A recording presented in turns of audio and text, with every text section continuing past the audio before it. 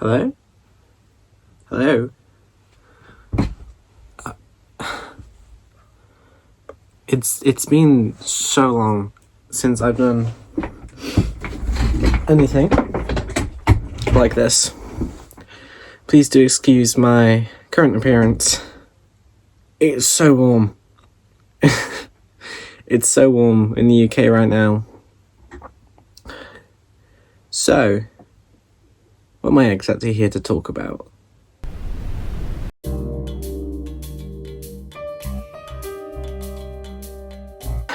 Parasocialness. It's so prevalent nowadays. People like Catastrophe having this weird obsession with Wilbur Soot and other disgusting people. I think parasocialness has existed for a long time now, but people haven't really seen it as parasocial. It's more like a stan. But I think those two behaviours coexist, very much exist in one another. I really struggle saying that. I think what's so interesting is that we normalised this behaviour back in 2020 because we were in lockdown. We were in, this weird state of just losing our fucking minds. And I think it's very interesting how we behaved was just so normal to us at the time. I mean, a lot of us were just very young teenagers or tweens. So we were just normal. We would normalise this obsessive behaviour because it's all we knew. But why? For me, this all kind of comes back to One Direction. One Direction is a very, very interesting case, in my opinion. One Direction was one of the first boy bands, at least British boy bands that I know of. And they were around in 2015, 2014. Am I right in that? I don't know. Please put it there if I'm not.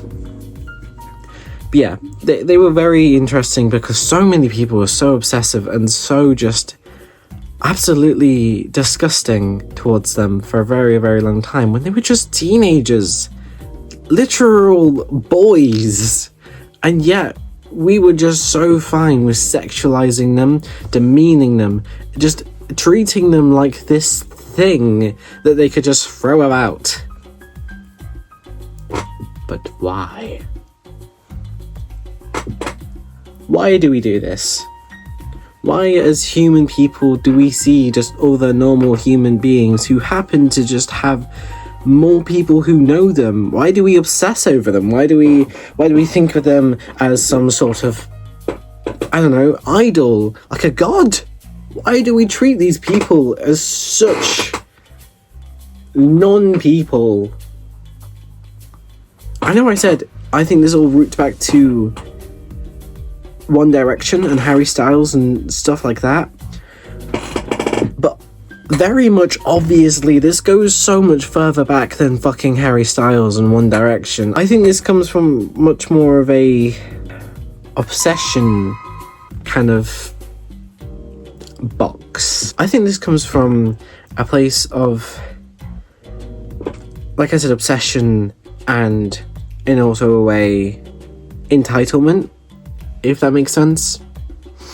We feel we are entitled to know every little microscopic detail about these people's lives. Every single little thing about them, what they do, how they are, what they say, what they feel like, talking to. We feel like we are entitled to this because they bring us joy, and they're very prevalent in our lives because we watch them on our screens, on our phones, just anything. We consume so much about them and we assume that we know so much. But I think in hindsight, obviously we don't. We know very little about these people. I mean, we never will, because rightfully so, they want their own privacy and they want to just, live their lives and do what they love. Like, main example here, Wilbur Soot. Everyone thought that, people knew him on higher detail. We thought we knew him personally. We thought that we knew what he was like as a person, what his values were. Oh, he's just a bit of a horrible person. We know very, very little. We know surface level. We know what they want us to know. And I think that makes us feel like we should be entitled to more. But realistically, you have to stay behind a certain level when it comes to celebrities or people or just even YouTubers.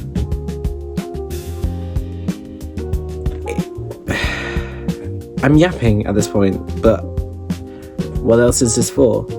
I think back in 2020, when we were all inside, we had so little of the world to interact with and so little to do. It caused that psychosis I talked about, that weird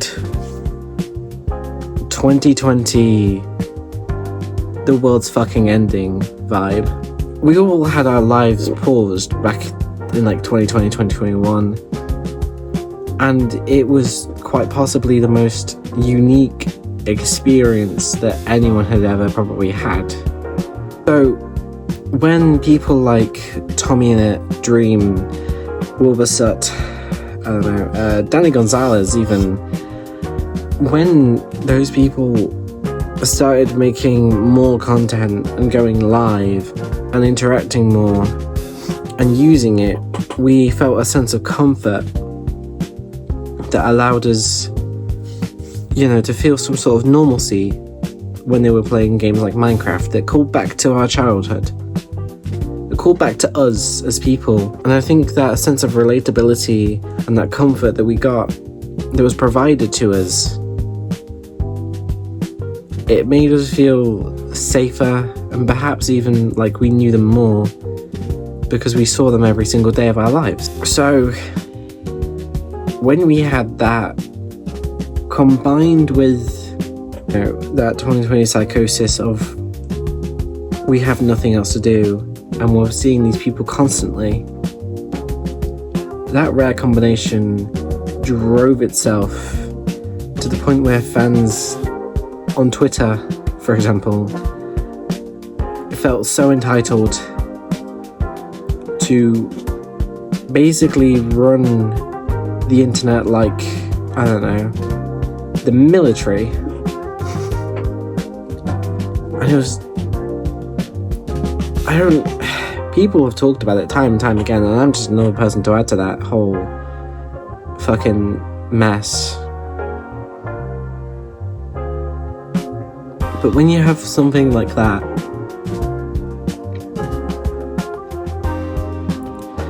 and combined with, let's say, a creator, I won't talk about anyone specific, that refuses to control their fans, and fans who are incredibly toxic, rampant, and outright disgusting in some ways, you get a very messy situation that only gets worse and worse. And I'm talking shit like fan art that contains minors and adults doing things together and not going to the shops. This parasocial behaviour continued and wouldn't stop.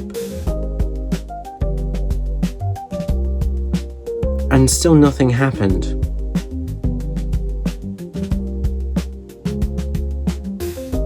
It got worse.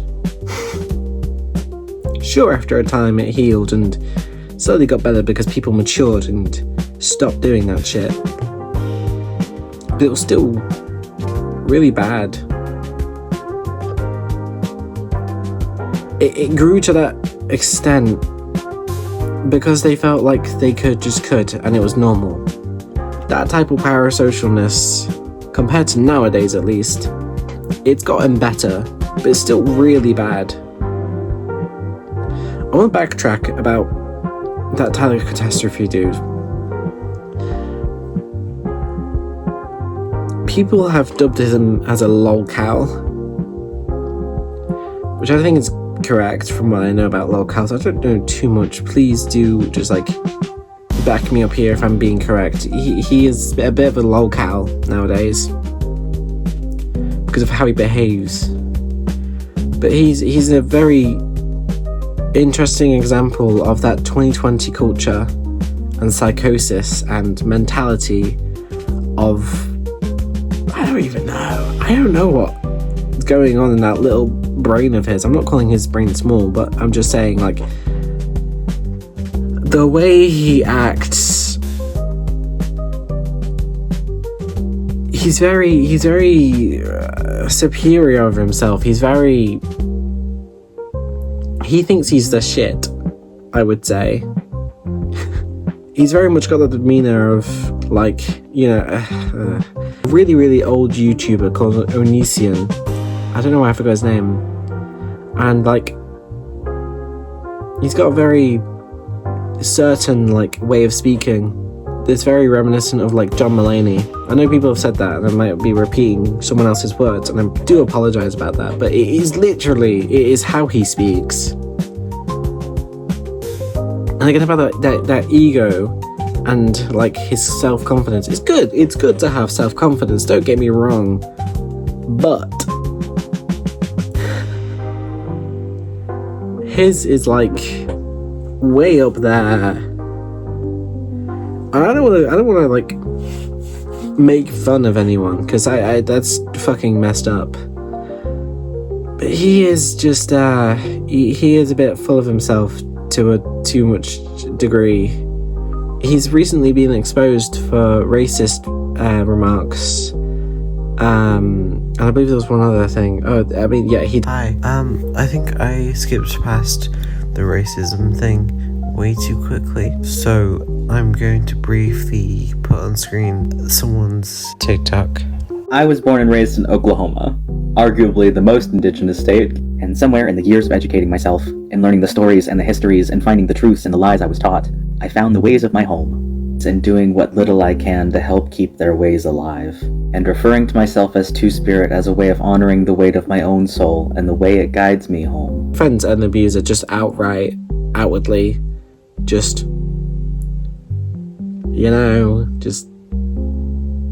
outwardly just supporting him, which is but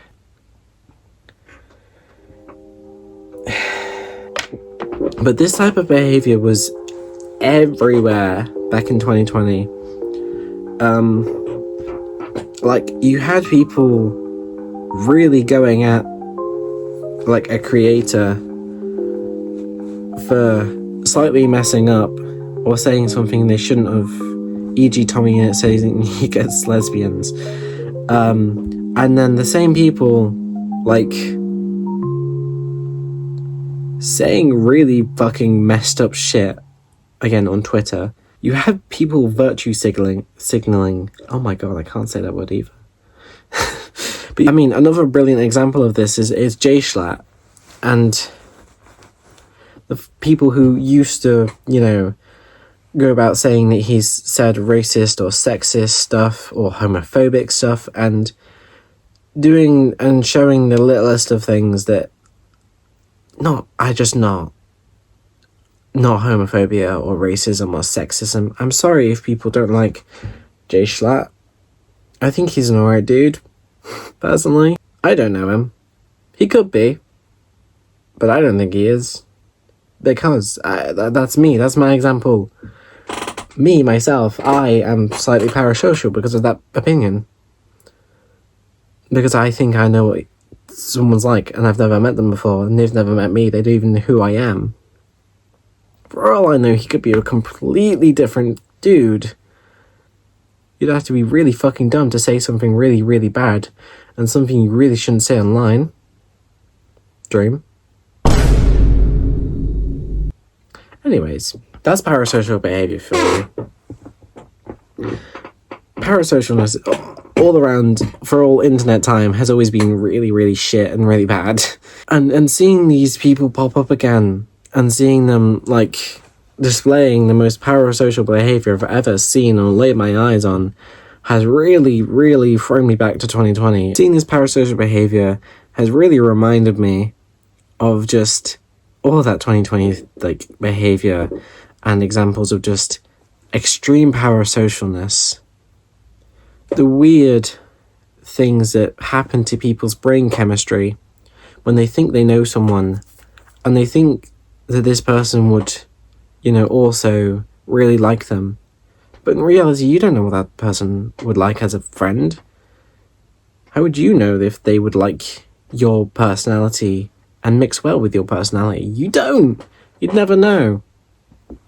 Even when there's meet and greets, they're putting on a front. They're putting on what you expect them to behave like. But they might be behaving completely differently. They might behave completely different to what you expect. And you're probably not going to be ready for that when that comes. But yeah, point is, just be normal people.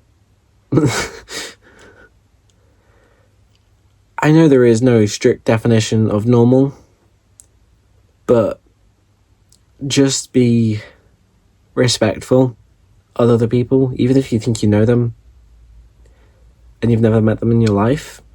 Even if that is the case and you think you know them, I can promise you, unless you've been their friend for a long time, you don't truly know them.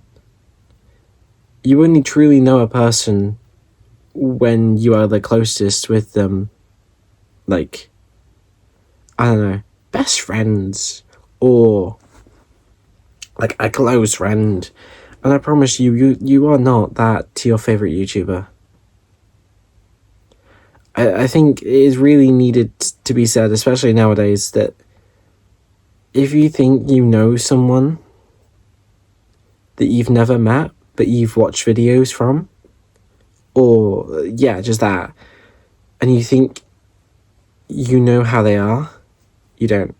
I'm sorry for repeating myself, but it's a vital thing that needs to be said. Have a nice day. Thank you very much for watching. Please subscribe. Bye-bye.